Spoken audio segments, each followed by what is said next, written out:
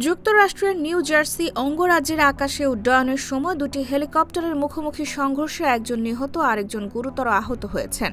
স্থানীয় সময় রোববার এই দুর্ঘটনা ঘটে। বিবিসি জানায়, রোববার বেলা 11:25 হামন্টন মিউনিসিপ্যাল এয়ারপোর্টের আকাশসীমায় হেলিকপ্টার দুটি সংঘর্ষে জড়ায়। খবর পাওয়ার সঙ্গে সঙ্গে জরুরি উদ্ধারকারী দল ঘটনাস্থলে পৌঁছে উদ্ধার কাজ শুরু করে। হামন্টন পুলিশ প্রধান জানান, দুর্ঘটনার পর একটি হেলিকপ্টার দ্রুত ঘূর্ণায়মান অবস্থায় মাটির দিকে আছড়ে পড়ে। পরে পুলিশ ও ফায়ার সার্ভিসের সদস্যরা একটি হেলিকপ্টারে ছড়িয়ে পড়া আগুন নিয়ন্ত্রণে আনেন।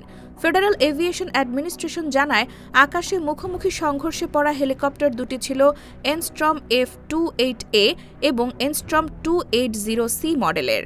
প্রতিটি হেলিকপ্টারে কেবল একজন করে পাইলট ছিলেন। সংঘর্ষের পর একজন পাইলট ঘটনাস্থলেই মারা যান আর অপরজনকে গুরুতর আহত অবস্থায় হাসপাতালে ভর্তি করা হয়।